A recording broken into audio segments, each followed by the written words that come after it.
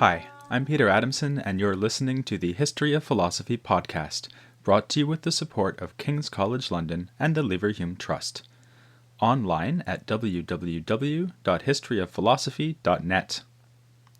Today's episode, God Only Knows, Aristotle on Mind and God.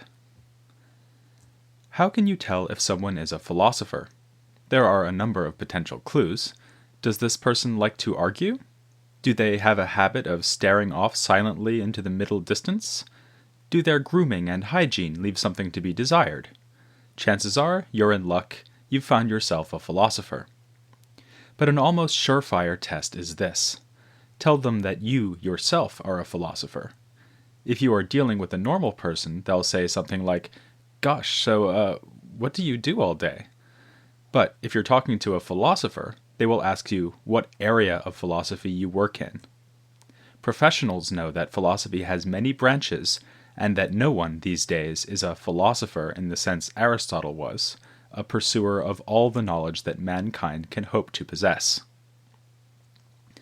In the English-speaking world, the philosophers you meet at parties will often say, when asked what area of philosophy they do, that they are philosophers of mind. Not that philosophers of mind go to many parties. They are much too busy debating issues like the nature of consciousness, the relation of our minds to our bodies, and the philosophical relevance of empirical research in brain science and psychology. This is cutting-edge stuff, but, like most if not all areas of philosophy, it has ancient roots. Aristotle was arguably the inventor of the philosophy of mind, just as he was the inventor of logic, biology, and numerous other disciplines. Now, I know what you're thinking. When I was talking about his work De Anima, didn't I say that it is a mistake to confuse soul, as Aristotle understands it, with the topic considered by today's philosophers of mind? Didn't I say that Aristotle's soul is the explanation for all our vital functions, including nutrition, motion, and sensation, as well as thought? Well, yes, and it's true enough that when Aristotle talks about the relation between soul and body, this is not the same as when Descartes, or a modern-day philosopher, talks of the mind-body relationship. Yet Aristotle does provide an account of thinking in the third book of the De Anima. Here he takes up the topic of mind, not in the sense of all our experiences or of consciousness, what philosophers now call mental phenomena, but rather mind in the sense of intellect. The Greek word for intellect is nous. It refers here specifically to the capacity by which we achieve knowledge. Aristotle considers this to be an exalted, even divine capacity which distinguishes humans from lower animals. When he concludes his Ethics by suggesting that a life of contemplation is the best life for humans, he means that our greatest happiness would be achieved through the exercise of intellect. And yet, Aristotle sees close ties between intellect and the lower functions of sensation and imagination. We already saw that at the end of the posterior analytics, he claims that sensation is the basis for the first principles of demonstrative knowledge, and he calls the state of grasping those principles by the same word, nous, or intellect. Here in the De Anima, meanwhile, Aristotle draws a close parallel between intellect and sensation. As we've seen, he understands sensation as the actualization of a potentiality. If your eyes function properly, then even when you are not seeing anything, you are potentially seeing red. You have the capacity to see red. When you are confronted with a red apple, that capacity is realized.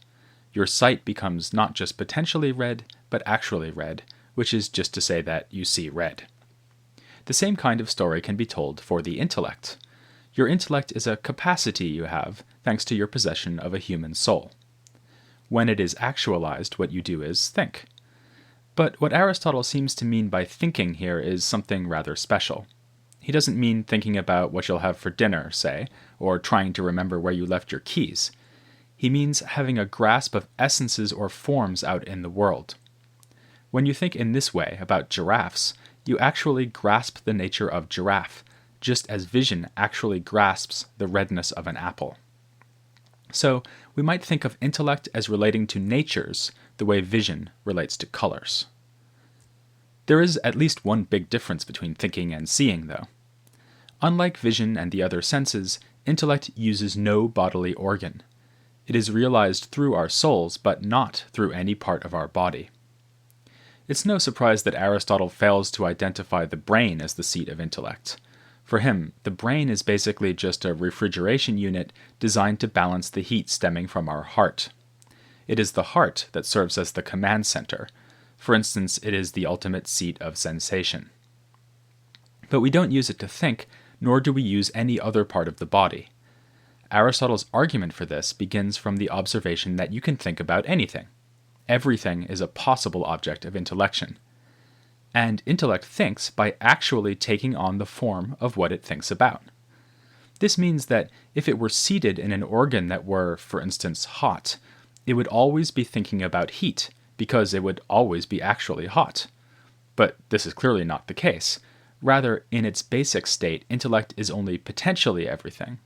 So it cannot have a bodily organ, given that every organ already has many actual features. This argument probably won't be keeping my colleagues who do philosophy of mind up at nights. They would already be puzzled by the idea that thinking is taking on a form. And even granting this to Aristotle, surely the sense in which the intellect takes on a form could be different from the sense in which a bodily organ has that form. Still, the argument does underscore Aristotle's commitment to an idea that will have far-reaching historical impact, namely that our minds become identical in form to whatever we think about. He's also being consistent with what he said about sensation. Regarding vision, for instance, he remarked that the fluid in the eye must have no color, since otherwise we would always be seeing that color. Rather, it must be transparent, it's potentially all colors. In the same way, the intellect is potentially everything.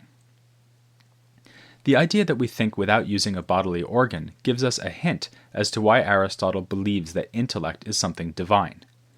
As he says in the Ethics, the life of the mind is not so much the best life for us, but a life which is, if anything, too good for mere humans. Really, it belongs to God. This isn't just a figure of speech. As we can see if we turn to works other than the De Anima, Aristotle in fact portrays God as a pure intellect.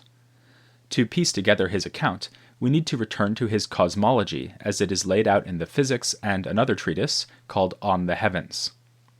In these writings, Aristotle describes the cosmos as spherical in form, made up of many nested spheres.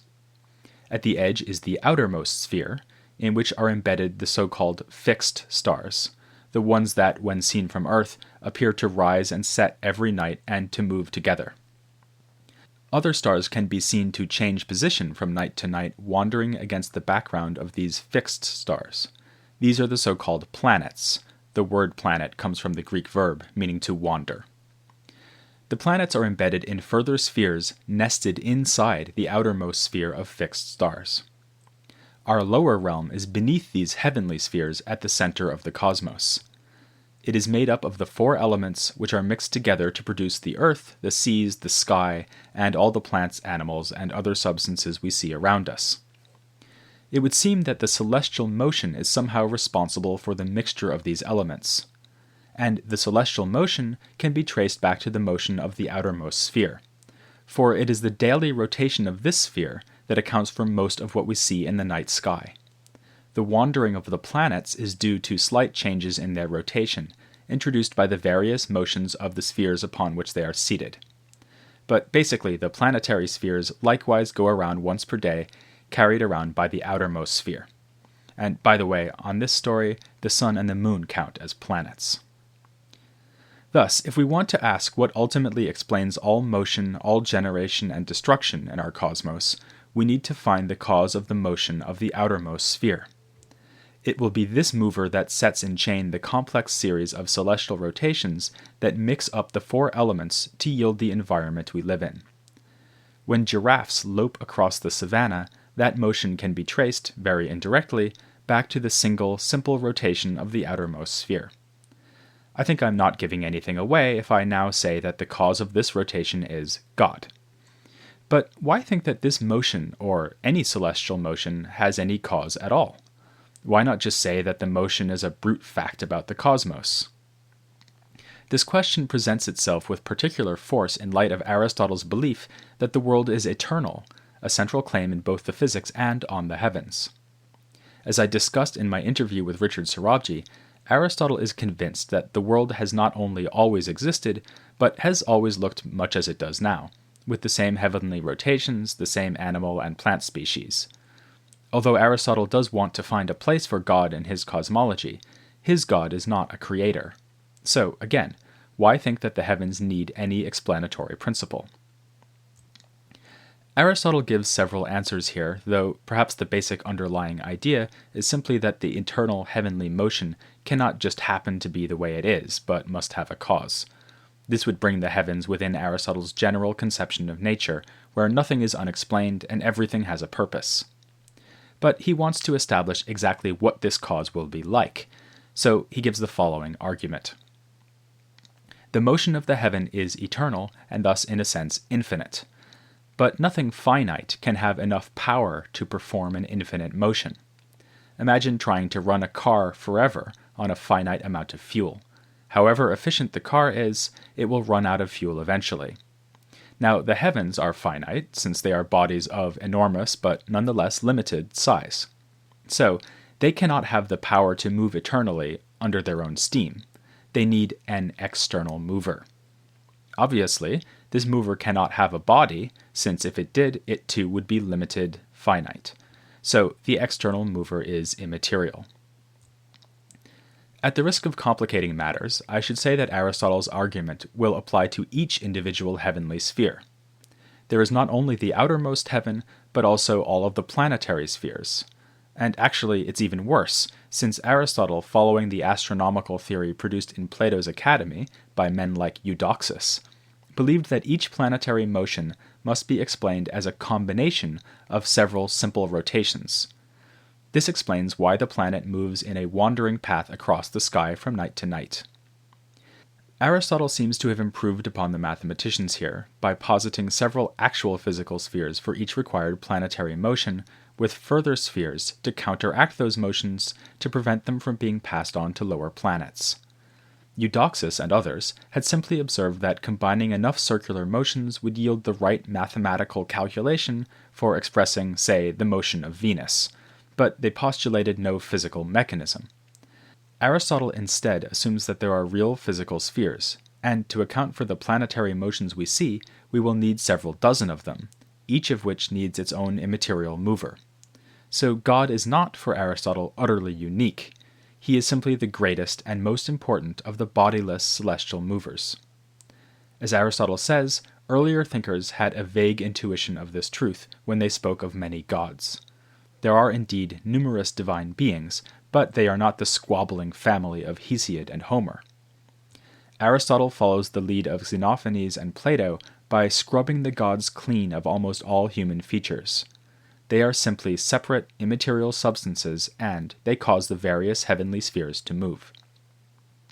So far, so good, except that it's hard to see how immaterial beings can make spheres rotate, not presumably by getting out and pushing. Aristotle does have an answer to this question, which he gives in the 12th book of his Metaphysics. Here, Aristotle presents his theory of the divine as an improvement on Plato. He has captured something of what Plato wanted to do with his theory of forms by tracing physical phenomena back to immaterial causes. But whereas the forms, according to Aristotle at least, can't really explain anything, Aristotle's celestial movers will give rise to simple circular motions which go on to cause everything else. Aristotle is no doubt right that it is a mystery how the form of large causes things to be large, but his story will only count as an improvement if he can tell us how God moves the outermost heaven, and how the other divine movers move their spheres. When Aristotle answers this question, he winds up admitting that the divine does, after all, have something in common with humans. For the sole activity of the divine movers turns out to be a distinctively human activity, thinking. These movers are nothing but separate intellects, and the spheres move in imitation of their eternal thinking by performing eternal circular motions. So Aristotle describes God as a kind of final cause, saying that it moves the outermost heaven the way that the beloved moves the lover. Just as the pretty girl at the dance makes the boys shuffle shyly towards her without doing anything herself, God can, without moving, cause other things to move, out of their aspiration to be like the divine. Here again, we have an idea that will inspire centuries of philosophers, and it isn't hard to see why. For Jewish, Christian, and Muslim readers, the notion that God is the final object of love and desire in the universe was, if you'll pardon the pun, highly attractive. Still though, has Aristotle really given us a story about why God and the other movers are thinking? Why couldn't they be doing something else? Granted, he has argued that they are immaterial, and the activity that we perform without using any part of our body is thinking. This seems to have been enough to make Aristotle leap to his conclusion. God is immaterial, and he must be doing something. When we do something immaterial, we are thinking, therefore God thinks. This simply assumes, rather than arguing, that there is only one kind of immaterial activity. But there are a few things Aristotle could say in his defense. He might insist that it is needlessly complicated to presuppose further immaterial kinds of activity. If we know of one already, namely thinking, why postulate another one? Moreover, he might argue that thinking simply is immaterial activity, that the two are one and the same. After all, what is it for us to think apart from possessing form immaterially? So, if God is doing something and is immaterial, it follows more or less from Aristotle's definition of thinking that God is thinking. Even if we grant this, we'll want to know at least one more thing. What is God thinking about? Aristotle responds that, since we're talking about God, we need to allow him to think about the best possible object. There are some things that it would be better not to think about at all. God is clearly not thinking about where he left his keys. In fact, if God is going to think about the absolutely best thing, there's only one candidate, himself. God will be, as Aristotle famously puts it, thought thinking about thought, sometimes paraphrased as thought thinking itself. This phrase is famous, but also a bit disturbing. Are we being presented with a divine navel-gazer, a God who does nothing day after day for all eternity but think about himself? This sounds disappointing. After all, if God is nothing but an intellect who thinks himself, then the only thing he can think about is, what, the fact that he's thinking about himself? It sounds not only self-absorbed, but rather pointless. Some interpreters assume that for Aristotle, God thinks about everything but indirectly. Since he is the cause of the first celestial motion, which leads to all the other motions, he could grasp all things as implications of his own causal influence. But Aristotle certainly doesn't say this explicitly, and actually I don't think he was too worried about the content of divine thought. I think he just meant to say that whatever God thinks about, God must be permanently self-aware. Just as we, at our best moments, consciously reflect on our own knowledge, and what is philosophy if not such conscious self-reflection, so God permanently thinks of himself as thinking about whatever else it is that he thinks about. The extent of his knowledge regarding other things may be left as an open question. At any rate, it's clear that Aristotle seriously intends us to regard this first celestial mover, the so-called prime mover, as worthy of respect and perhaps even something like worship. I'm not saying that he wants us to go to the temple of Zeus and sacrifice animals to the prime mover, but he does end his discussion of God and the Metaphysics with an unusually rhetorical passage, identifying the prime mover as the ultimate source of order in our cosmos. It not only causes the motion of the outermost heaven, but also somehow coordinates all the other motions. Quoting a line from Homer, Aristotle finishes with a flourish, saying, "The rule of many is not good. Let there be one ruler." He seems to be hinting that his God is not just perfect, but also providential.